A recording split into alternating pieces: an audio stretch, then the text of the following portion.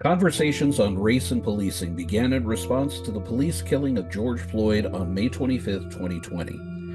In this partnership between CSU San Bernardino and the Brennan Center for Justice, we hope to engage in ongoing discussions related to the history and current context of race, policing, and criminal justice with guests from diverse academic fields and backgrounds.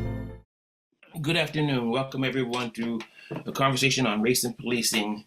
We're glad to have you all here, and today I'd like to thank the people that are involved in it, and they are Mary Texera, Matt Patino, Jeremy Murray, Pamela Cross, and Robie Madrigal, among others, and Finn, our tech advisor, who's invaluable to us.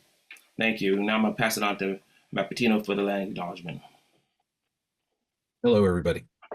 We recognize that the campuses of California State University San Bernardino each sit on unceded indigenous ancestral homelands.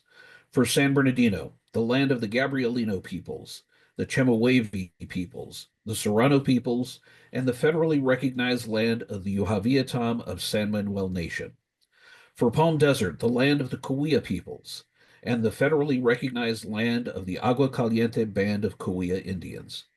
We recognize that every member of the CSUSB community has benefited and continues to benefit from the use and occupation of this land since the institution's founding in 1965. Consistent with our values of community and diversity, we are responsible for acknowledging and making the university's relationship with indigenous peoples visible.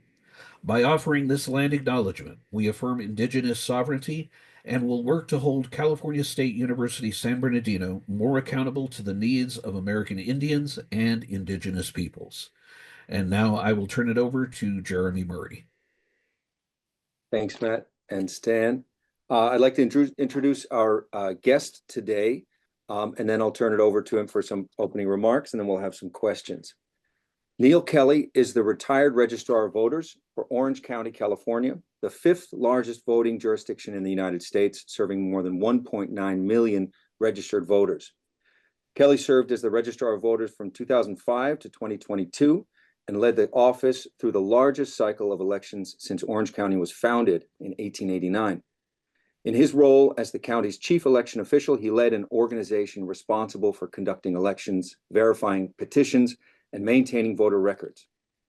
Prior to joining Orange County, Kelley developed and grew several companies of his own, employing hundreds of people from 1989 to 2004.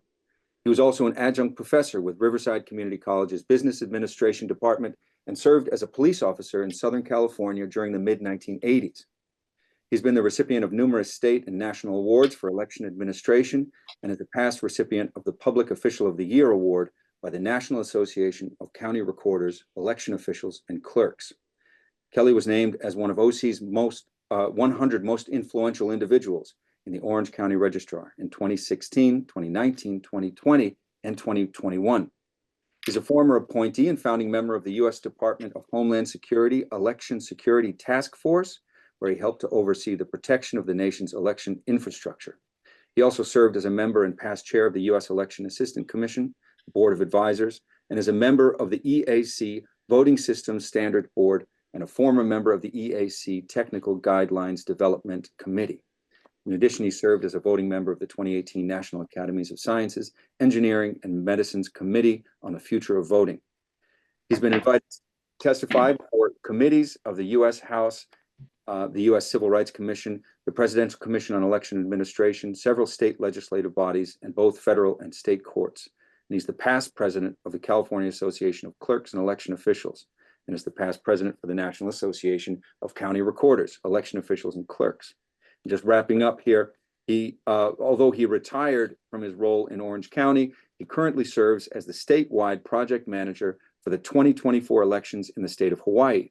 He teaches election management at the University of Minnesota and is the Chair Emeritus of the Committee for Safe and Secure Elections, a bipartisan group of current and former election officials and law enforcement focused on election security. He earned his Bachelor of Science degree just around the corner here in Business and Management from the University of Redlands and an M.B.A. from the University of Southern California. I can't think of anybody better to be talking with less than a week away from our election here. Please join me in giving a warm welcome to Neal Kelley. Thanks, Jeremy. Thank you also to Matt and to Stan for the invitation to participate. I just want to say a couple of quick things. CSUSB has kind of a fondness in my heart because when I started my undergrad, I started at CSUSB as a freshman and sophomore before transferring to Redlands. And I was a political science major when I joined the campus, and as part of my undergrad, I had to take a history class, and I took a history class. I can't remember. It was 1988, 89, and it covered, like early 1800s to like 1880, whatever. And it was one of the most difficult classes I have ever taken in my life. And I struggled and struggled and got a B- in that class. And a week later, I got a letter from the dean of the history department asking me to switch majors from political science to history. So I figured I did something right in that class. But at any rate, love the campus. I was a San Bernardino police officer, as you mentioned, in the 1980s, and part of my beat was CSUSB. And so I had a lot of interaction with the campus police there as well. So at any rate, thank you. Thank you very much, Neal. That's a great connection. We've had a few alumni come in, and it's really it's a delight to welcome you back. I want to thank, first of all, also one of my colleagues here, Mike German of the Brennan Center, who put together a really wonderful set of questions and some other materials. So I'll just be sharing some of that. He's, I know, a longtime acquaintance and colleague of yours as well. Okay, with another consequential presidential election looming, you're the perfect guest to explain how we ensure our elections are safe and fair. And if you could just start with, please, telling us a little bit about your work up to present. Sure. So as you mentioned, I, for 20 years, was the chief election official in Orange County, and that was a very diverse operation that was mired in some issues when I first joined related to the launch of electronic voting. And so when I came on board, one of my first days was the team saying, I need you to meet with this group of DOJ attorneys that are off to the corner there because they're here to sue the county because of failures to comply with the Voting Rights Act. So that was my introduction to, Orange County elections. And over that time, I'm really proud to say, really turned around the department with the help of the team. And we became known, I want to say internationally, because we had a lot of international visitors to Orange County for the work that we did. And that was not something that happened overnight. That took a long time to transition to what we were doing with elections when I left. Since I left the department, I was asked to come over to the state of Hawaii to help lead elections on Maui, which I did in 2022, and then came back in 2024 to lead the statewide effort as a project manager. And so in between that time, I chaired the Committee for Safe and Secure Elections. And kind of to your question, Jeremy, that committee really focused on many of the issues that you just brought up, which is, not only running free and fair elections, but also making sure that they're safe and secure.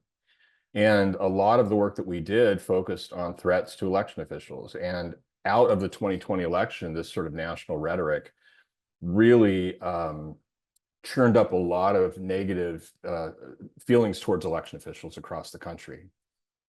And in many cases, lives were threatened. I was threatened in California, and some of my colleagues in Michigan, Pennsylvania, and Georgia, their lives were threatened. I mean, you're talking about families' lives being threatened for the work that they were doing, and simply counting ballots, which is just absurd, in my opinion, that we've come to this. And so a lot of the work that we did was working with law enforcement and bridging sort of the gap between election officials and law enforcement. I will say that prior to our work, and certainly prior to the 2020 election, law enforcement and election officials really didn't interact a whole lot. There was some work that was being done, transport ballots and things like that, but not really on a large scale, an official scale, to try and really protect the lives of election officials. And I'm sure you're going to get into this a little bit later, but I think, some of the challenges that we have faced is, does that go too far? And that's something I think is worth talking about as we move forward. That is a question that I had here about the role of the FBI and the Justice Department in ensuring election security. Is that something that is in that is in flux and that's part of what you're looking at? Yeah, absolutely. We've done a lot of work with the FBI. The FBI has put together a task force to work on this issue. They also have a call center that is taking calls regarding threats from election officials. But, part of the challenge with the FBI is that there are federal statutes that prohibit them from going to polling places. They cannot be out in the field on election day to address these issues. So a lot of the work that the FBI has been doing is in the intelligence side. And, providing intelligence leading up to the election. I did a lot of work with the FBI in Orange County and since then, and they do outstanding work when it comes to the intelligence side. And I will say that that partnership with Homeland Security between DHS and the FBI really shores up a lot of the missing pieces that election officials are in the dark about. A lot of the things that are on the dark web, the FBI has been able to filter through and to find threats that you would not normally see in social media and other locations on the internet. So at any rate, I think that the FBI has played a key role in this. They've gotten some criticism from election officials because I think part of the issue is that some election officials that have been threatened see no action taking place. And, the FBI has to balance, and the U.S. Attorney's Office has to balance the issue of First Amendment rights versus, what becomes a criminal threat and doesn't meet the elements of the crime. So that's the FBI side. And we can certainly talk about local law enforcement as well, because that's a whole nother case. Yeah, and that's also leading to another question here. And you touched on it, but specifically, why is having law enforcement or even private security at the polls actually a problem? That's one of my favorite questions. I mean, that I get regarding these issues, because it truly has been an issue across this country. We don't have a great history between law enforcement and voters. I mean, just go back to, the mid 60s in the South, and when people were trying to help Black individuals register to vote in the South, and, people were being killed over that. I mean, the whole story of Mississippi burning is, 3 young men leave over the summer to go down and help register African Americans to vote in Mississippi, and they're killed as a result of doing that. And it happened to be by law enforcement that they were killed. And there's stories of that, across this country. So the relationship between law enforcement and elections is very sensitive. And I think we need to be sensitive to that and address it as such. Disenfranchisement and intimidation when law enforcement is present in polling places or near elections can cause issues, and that's a real thing. And I think that some of my colleagues that have stuck their head in the sand over this issue are misinformed. So at any rate, law enforcement, by and large, I will say this, that I've been working with, their heart's in the right place. They want to do the right thing. They don't want to interfere, and they want to only be called in when it's absolutely necessary. Now, in Orange County, I just want to, you touched on private security as well, because in Orange County in 1988, there was an incident where the GOP brought in private security at local polling places to protect the vote against non-citizens from voting, which is a whole nother absurd topic. But at any rate, that became a big thing, and DOJ came in and entered into an MOU with the county. And so as a part of that, the election office was required to train poll workers on the fact that private security can't be in a polling place. Uniform law enforcement in California can't be at a polling place unless it's an official act. And so for all the reasons that I was telling you, this notion of intimidation is a real thing. And the other thing is Latino voters. I had a lot of conversations with Latino voters in Southern California, Orange County, and there's a thing, they're very intimidated. And this was new to me, from firefighters.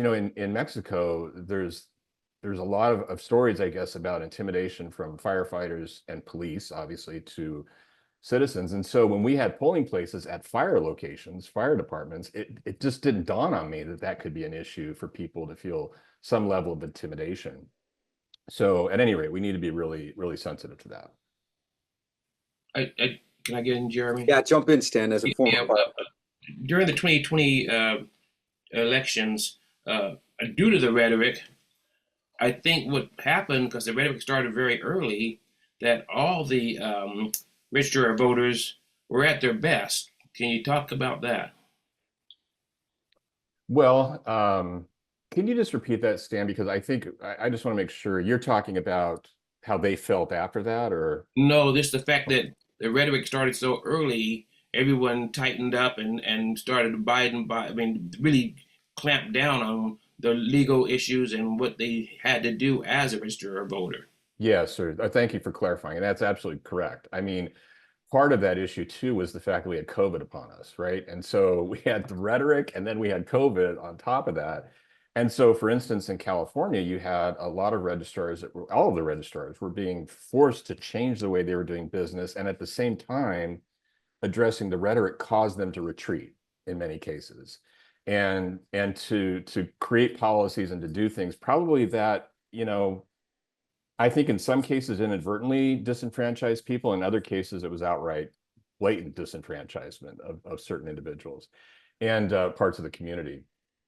Learning lessons certainly from that, I think we walked away with, and coming out of 2020 into 22, the goal of many election officials, not all, but many of them that I worked with, was to increase the outreach to voters and increase the outreach to marginalized communities, and to make sure that it was being very clear that we weren't going to tolerate instances of intimidation and issues at the polling place. I had a partnership with a district attorney in Orange County where we did that together.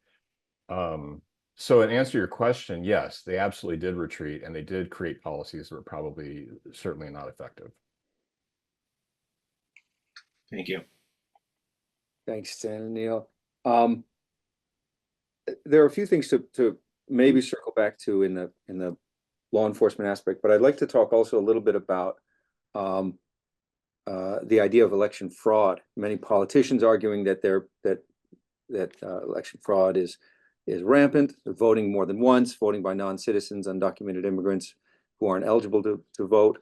In your view, is election fraud really a problem in the way that it's being framed here?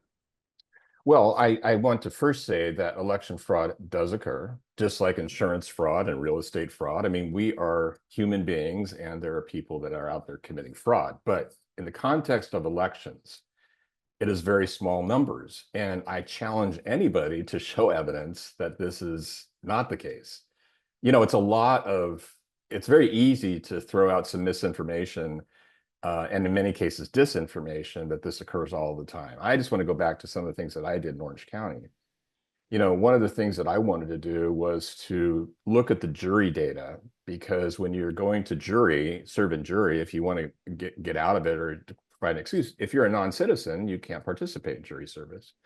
And so when we're getting that voter data from the jury department, I wanted to match that data to see if we saw any correlation between the two. I was denied the data. There was a court case that came out of that, and the jury service won that case. But one of the things that I saw that led me even further down the path of this is not a big issue, I'm going to talk about non-citizens for just a second, is that those individuals that are applying for citizenship are required by Customs Department to come down to my office or any election office and pull a record showing that they have never registered to vote or never cast a ballot. That's part of the requirement for going through the citizenship application. And the numbers of individuals that were actually on the rolls in that case were so minuscule when compared to the number of individuals that were applying for citizenship. I mean, there's a lot of, you could take away from that data. One of the instances that I had was a Canadian citizen who accidentally registered outside of a grocery store. So, they talk about this being a Latino issue. It's not. I mean, this can happen to anybody that's in this country. And it's up to election officials to work very hard to ensure that the data is kept clean. Now, we don't have the opportunity in California to compare the data of what Homeland Security has for non-citizens. Some states have been able to do that, not in California. When it comes to in-person fraud, let's talk about that for a second. So individuals that might go into a polling place and say that, I could go in and say, I'm Jeremy, and I want to cast a ballot in your name. Well, there's checks and balances that are in place for that, right? So when I moved to electronic poll books in Orange County, and many counties have, there's an instant record of an individual voting. So if I went and used your name, it's an instant record that you could be notified that you cast a ballot. You know, we can see if somebody comes in, let's say you came in the next day and I can see that somebody already cast a ballot in your name, we can instantly investigate that. There's a lot of things that the general public just doesn't understand about this process of checks and balances. The biggest thing that I saw, and I want to leave it with this, is that we saw more individuals that were husband and wife or family members that were casting a ballot for their own family member. You know, they'll see it on the kitchen table and they'll think, well, you know, I know my wife's going to vote this way and I'm just going to send it in. Well, there's checks and balances on the signature, and we can do comparisons between family and household members. And we've caught individuals that way. So answer your question. I 100% absolutely do not agree that this is a rampant issue. Does it occur? Absolutely, it occurs. And there are checks and balances in place to ensure that we can investigate it and that it can be prosecuted if needed. And that goes to one of the questions we have. It says, I have a question of the dead people voting myth. It's a great question. It comes up a lot. So, you know, again, I'm sorry to keep using Orange County in my examples, but it's, you know, it's what I'm informed by. We have about 1,100 individuals that pass away in Orange County each month. So that's the benchmark, what you're looking at for data on a regular basis that you're going to be seeing. And what I did back in 2012 is I started using what's called third-party death data. In California, if an individual passes away, that information goes to the State Department of Health, and then that comes back down to the election office. And you're supposed to work on that to cancel that individual out. But what happens if somebody goes outside of California and passes away? Arizona, Florida, other places where they might vacation. That data does not come back into California. And so by using third-party data, you can go out beyond the state and find individuals who are deceased. The number of individuals, when we look at that data, who have actually cast a ballot as a deceased person, were in the triple decimal point of percentage, you know, very small numbers. And in those instances where we saw that, it was individuals, again, who were grieving spouses that cast a ballot for their spouse. So no evidence of that. Great question. Obviously, that has occurred in the past. Great, you know, I hate to stereotype Chicago, but lots of stories in the 1930s where people would go into the cemeteries and write down names, and then they would go cast a ballot. A lot of that's behind us. Also, the interesting thing about this year, they're really talking about the signature. Yeah. So I know in the 70 plus years of my life, my signature has changed somewhat. Yep. So how accurate or how detailed is that check of the signature? This is another thing that I think that's great to get out to the general public, is that election offices use historical data on signature comparisons. So your example, Stan, of your signature changing over time, you're in the majority of people that happens to, right? My signature's changed. And we can see when you're trained in this and you look at it all the time, even individuals that may have had a stroke, and you can see how the signature changes in how they're signing their name. But what happens is that when you have that historical data to look at, you can, as an election official, make decisions based on that signature, based on how it changes over time.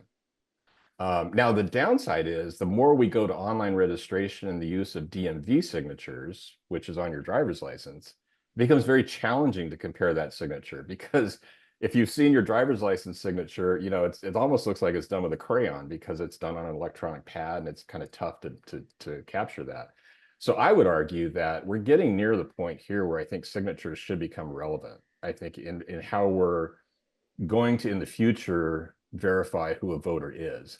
There's been a lot of discussion about biometrics and a lot of other things that we need to start looking at. There's some privacy concerns related to that. But, you know, I think signatures are on the way out, to be honest with you. Okay. On a whole different aspect, Orange County is a real conservative county.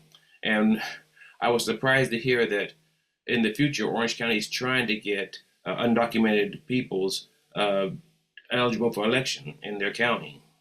Can you talk on that a little bit? Sure. I think the city of Santa Ana is looking at that, to your point about that.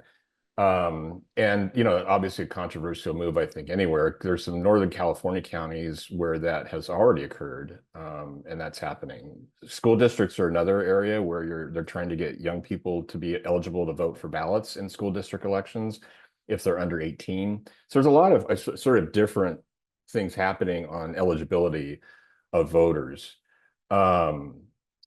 But I think, I think that is going to be a challenge because keeping the voter rolls separated and bifurcated, if that does occur, and how you keep somebody registered to vote that is a non-citizen, the system is just absolutely not set up for that, which can create a whole host of challenges in that regard.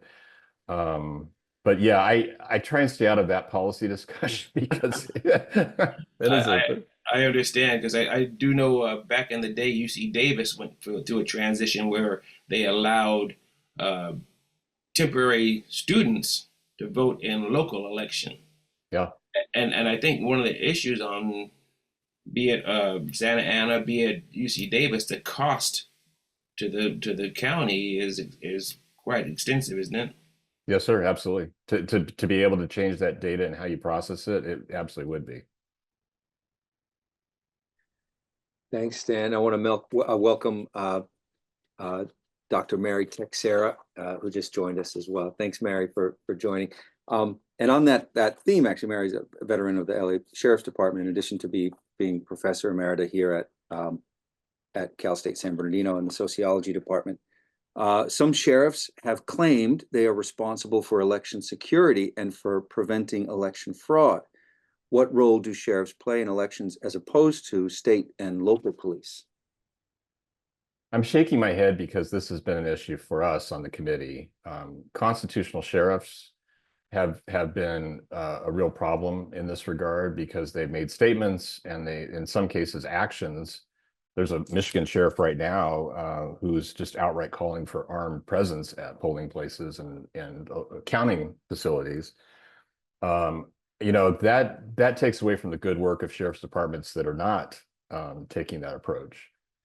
And so I think we need to be very cautious about that.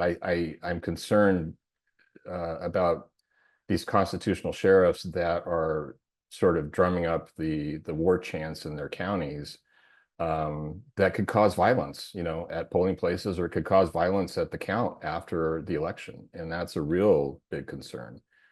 I have done a lot of work with our sheriff in Orange County. I say I'm living out of state now, but still consider that way.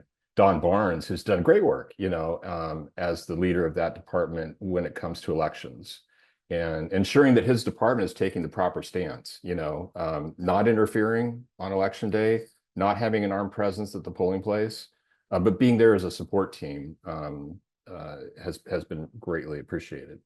So again, I think constitutional sheriffs are a danger and a threat to elections in this country. Thanks, Neal. Mary, did you want to jump in? I did. I just needed to, first of all, apologize to Neal and to my fellow panelists for being late, but I won't go into it, but I had a really good excuse. My mom wrote a note, so it's all good now. And speaking of being late, did you all talk about the Supreme Court ruling that just came down today on Virginia? Have you talked about that yet? Not yet, but that's good timing, Mary. Is that okay, Neal? Can we transition into that? Yeah, absolutely. So have been following that case, and I'm actually surprised and yet not surprised that the Supreme Court has taken this position.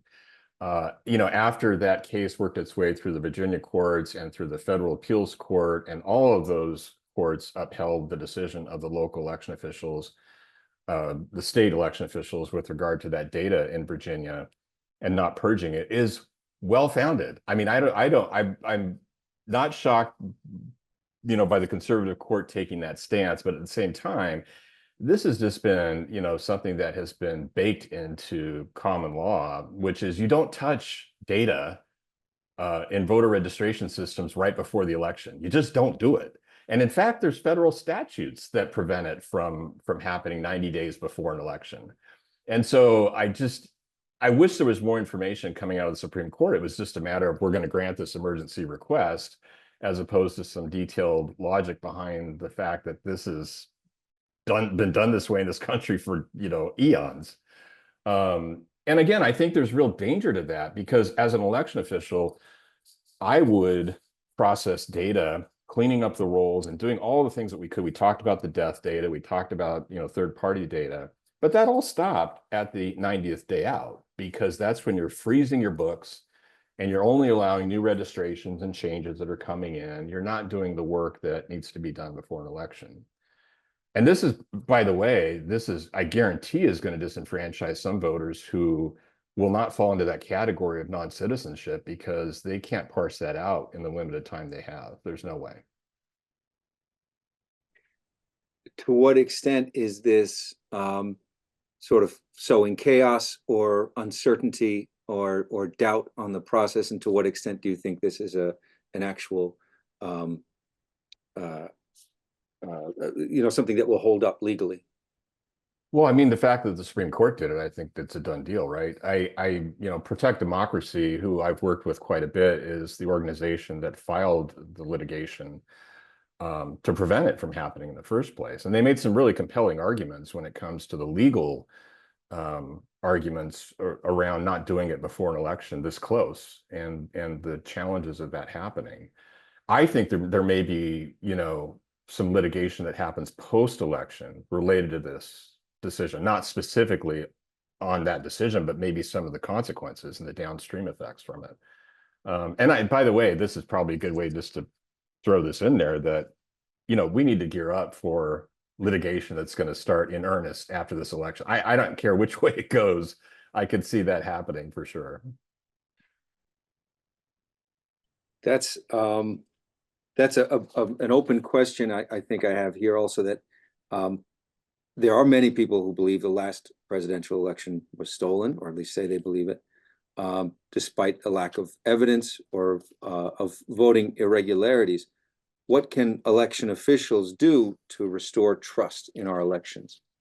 That's a tough question, only because it's something that we've been working on for several years now. But when you are trying to push back against almost a decade of this sort of rhetoric, it's almost impossible, to right that ship.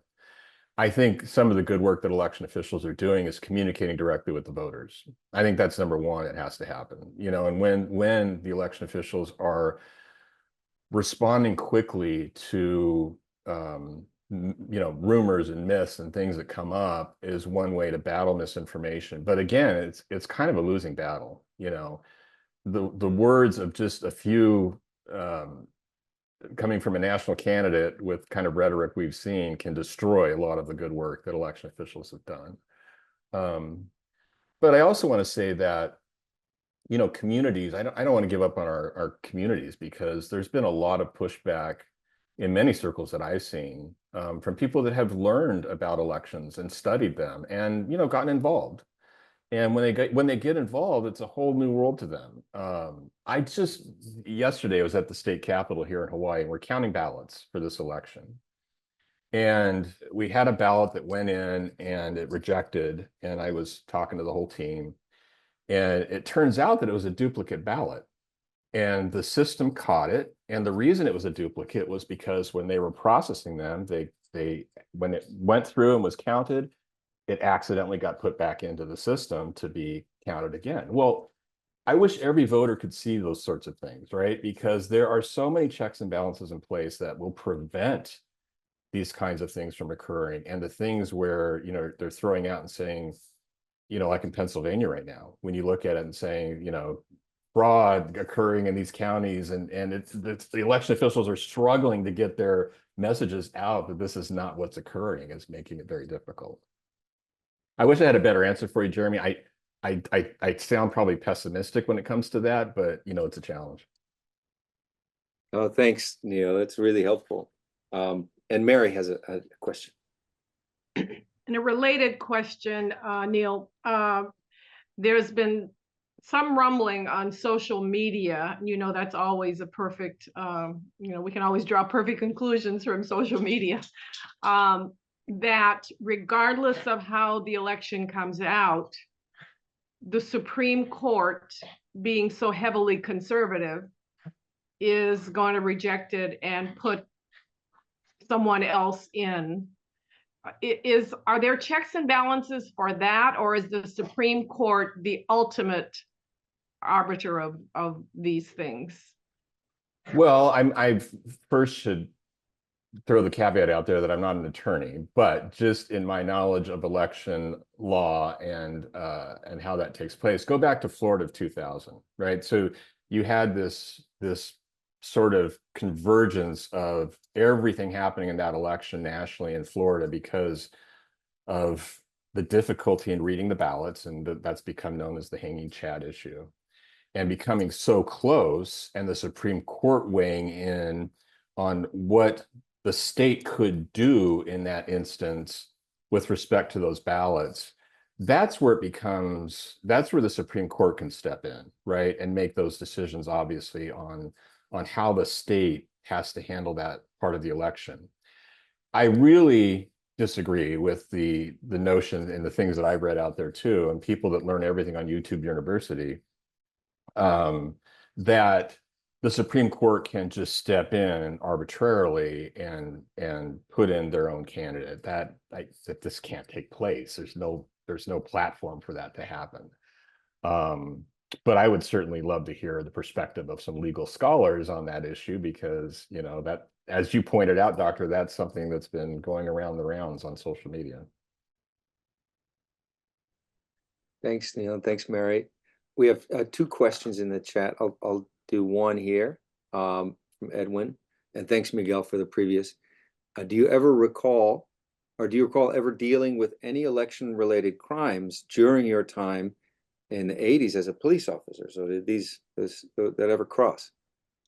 No, and it's a great question, because when I'm out talking to law enforcement agencies, when I was in my role at the committee, I would always say, when I was a beat officer back in the 80s, I didn't even know when election day was, to be honest with you. I mean, it just wasn't on the radar. It was nothing that was discussed in the department or briefings. I don't remember any crime coming up out of that at all. And so, it's some of the things I hear from law enforcement. I talk to them now, and they're kind of the same way. Like, we don't even deal with this, and we don't deal with it. If we do, it's every 2 years, and it's barely on our radar screen. So yeah, most beat officers do not. And can I just add one thing to that? So when I was, there were occasions as the chief election official, I would go to situations in the field if they were getting out of hand. And we had an instance where 2 candidates were fighting in a polling place. And so I went there, and by the time I got there, Santa Ana police they were called, 911 was called, and they showed up, and they came up to me and said, "Hey, we don't see a crime has occurred here. It looks like a civil issue. We're going to get out of here." And I said, "Hey, can you guys just hold on for a second? Because there actually are some election crimes that have occurred here, not penal code section, but election code sections." And they looked at me and they said, "What is the election code?" And to their credit, they stood by to keep the peace.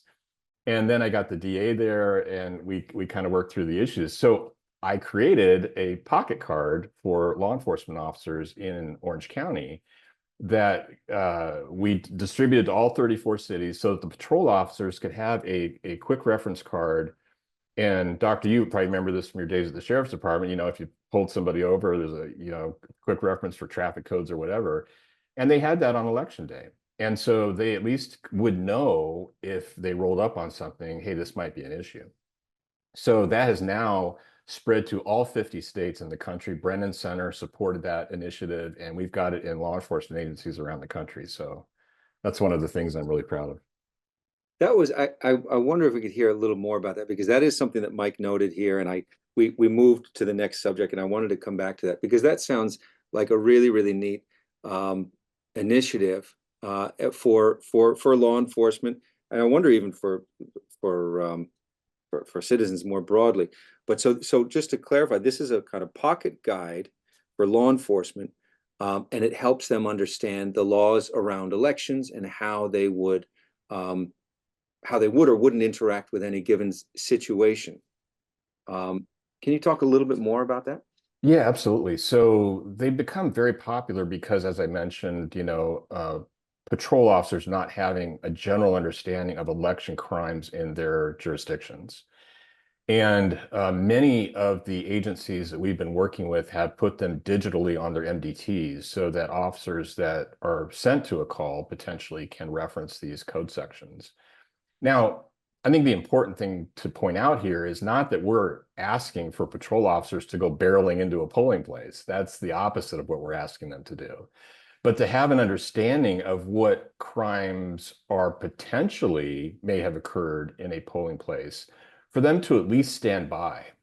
And if they need to keep the peace to do that, and to know that they don't leave thinking it's a civil matter. There could be election crimes that have been committed. We have some states that all law enforcement agencies, Michigan's a good example, where they're in every agency in the state. Wisconsin is another one. And so these officers now are getting sort of, a preview of what they might encounter on election day, but knowing that it's not their role to go in there and stand guard. That is not what we are advocating and what should be occurring. This is really interesting. And I realize I'm in the minority as a non-law enforcement veteran on this panel. I looked up quickly, MDT is a mobile data terminal. No, it is. I mean, I was going to mention actually that I don't know if Matt said before he left, Matt Patino, that he was law enforcement. He was Rialto PD. So you guys were neighbors in the 80s. Yeah. And a question from Devin, and then we also have one in the chat from Damani. Devin said, recently there was a video circulating of a mail-in ballot box being broken into and having the votes inside being burned. What message do you think this will have on the election and maybe even future ones? Disturbing, extremely disturbing, because this is a great example, unfortunately, of a soft target that was hit. And DHS, I'm gonna go back to 22, had identified, and the FBI as well, had identified drop boxes as soft targets for crimes that could be committed. And, we've seen that now we had two, right? Oregon and Washington, and then we had Arizona at a mailbox. So I brought in drop boxes into Orange County in 2020, and we installed 120 drop boxes throughout the county, put a system in place for the collection. And I received a lot of pushback from some political groups before I did that, because they felt that it was sort of the same misinformation, that they're unsafe, and they're not unsafe, that they're not secure enough for ballots, that there could be, mishaps, et cetera, et cetera. And I would argue that that little blue box that people have been putting their ballots in for decades is a lot more prone to mischief and issues than, a 1/4-inch steel drop box. That, by the way, the majority are under cameras and are being recorded. But, the very thing that these individuals were protesting against, if you will, is the opposite, I think, effect, is that, they're saying that these are not safe and secure. Yeah, you just proved it because you're trying to firebomb them. But the reality is that the fire suppression systems that are in place in these, were able to put the fires out in most cases, and not a majority of the ballots were burned. I installed fire suppression systems in Orange County in those boxes, and the same ones were being used in Oregon that helped prevent those ballots from being damaged. I work with my colleague up there in Portland when he was looking at putting fire suppression systems in. So the bottom line is drop boxes are a convenient way for voters to return their ballots, especially if some voters that might not feel 100% confident in the postal system, although I think they've done a great job partnering with us. And it's a good way to ensure your ballot's delivered safely and securely directly to the election official. But I think the gentleman who asked the question poses something, a really good point, and that is the message this is sending is going to discourage people from voting and using drop boxes, which have been very clearly shown to be safe and secure around the country, and that's a real harm. So we go from that point. So if my ballot is burned and I have my receipt and I realize I didn't vote because they're doing a notification on, I know in my area, they're doing a notification on your vote being taken. If it's not, if I didn't vote and I get a notice I did not vote, or I don't see that I voted, can they go back and vote? Yeah, so the election official, has some discretion in that regard. If the election official can prove through evidence that it's very likely your ballot was destroyed in that box, that would benefit you, because I would let you vote as an election official if I could certainly determine that your ballot was not cast and counted. And by the way, in Orange County, I could determine your ballot was dropped in a box because we started putting electronic devices in that would notify you. Once you dropped it in, let's say box 42, it would tell you your ballot's in box 42. Not every jurisdiction has that in place, but definitely would allow you to vote and cast your ballot. I mean, there's a great example of I want to say 2016, there was a military aircraft that crashed in Afghanistan and had a pallet of ballots on there. And as election officials, we worked to redistribute ballots to those voters to ensure that they could cast their ballot. Thank you. Yeah. Thanks. And on a related note, if something like this were to happen, what can people do to make sure their ballots were received and counted? Is there an action you can take if you have some question about that? Absolutely. I would encourage anybody that's listening to sign up for text alerts from your local election official. In California, you can do that statewide. Some states don't have it statewide, but most do. Like here in Hawaii, for instance, that's happening statewide. When you sign up for that, when the election official receives your ballot, you're notified via text message. So you can kind of track the progress of your ballot. I put in technology before I left in Orange County where we would notify voters when it was mailed. So not only would you get notifications that it was out in the mail stream for delivery to you, but you would get notification once it was back and once it was counted, meaning your signature was adjudicated and we counted your ballot. And I just quickly put in the chat, where's my ballot? Yep. Excellent. Thank you. Damani has a shifting gear. Sorry, Stan, were you going to jump back? No, I was going to do the same thing you're doing. Go ahead. Oh, okay. Damani, who's a student in my revolutions class, has a shifting gears a little bit. First, what role do you think transparency will play in repairing the damage done by mistrust in the electoral process? Then he has a follow-up question about ballot initiatives and the language in those. But first, the transparency. What role do you think transparency plays in terms of repairing the damage done in that? I'm glad this came up because I didn't want to leave you with my pessimistic view that there's nothing election officials can do, right? Or the work that you do to fight back on misinformation. I think transparency would be at the top of the list. Election officials have a duty to be as transparent, in my opinion, more transparent than other parts of government. Because we need to have that completely open so that the public can see how the ballots are counted and to be able to come in and witness that themselves. During COVID, I put all of that online so people could see it online. I think, again, we have that duty to be transparent for voters to be able to see that. The more that we can do that incrementally and have those individual conversations with voters about this, when we are being transparent and they come in and they see that, that's super important. The other thing is, as part of that transparency, increase the auditing that's being done. Increase the post-election auditing to show that the ballots that were counted and cast were cast correctly and that the will of the voters was carried out through the outcome.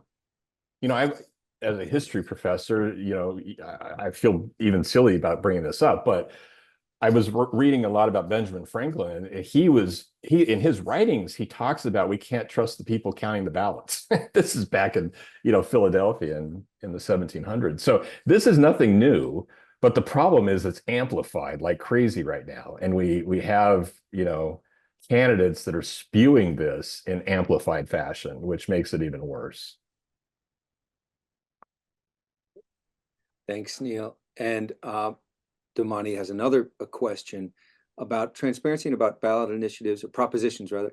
The current public opinion of voting, would you say that indecision when voting on propositions makes it possible for us to vote for policies contrary to our beliefs, causing an overall regression in society or sort of misrepresentation of some of the language in these ballot initiatives? And Mike I have Mike. Yeah, no, that's great, because this is an often heard criticism about ballot initiatives and the language. And of course, these are written by lawyers. No offense to the lawyers, but I think the attorneys out there that are writing this language sometimes are very crafty in how they do this, and to trip people up, I think, is part of the goal. You know, I would always get complaints about that. People think the election official is involved in writing the language for the text, and we're not.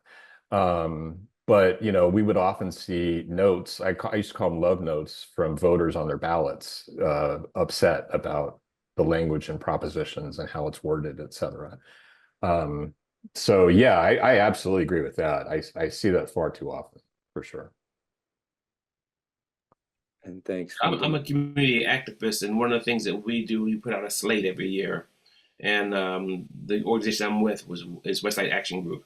We put out a slate every year, and so we have a committee that goes through and actually analyzes yes means no and no means yes, that type of thing. So we encourage them to do that. We also, for some reason this year, and it was before the boxes were burned, we were encouraging people two things: not to mail the ballot because it might get lost or delayed, and second thing was if you can't carry it in, allow someone to carry it in for you to the little blue boxes you said that seem even more dangerous. And I've always taken mine to the little blue box, and I look at it as there's 12 people standing around. If someone's going to start some shenanigans, it's going to be pretty hard for them to get away with it because there's 10 other people, 11 other people watching them. So I don't know if that's the case or not. Well, I first of all, I think it's great that your organization is doing the work to try and clean up some of the language that's in this. I think the League of Women Voters, and there's a lot of other good groups that are doing that as well. And so thanks for doing that. I would just encourage people to go to organizations like yourself to get sort of the breakdown.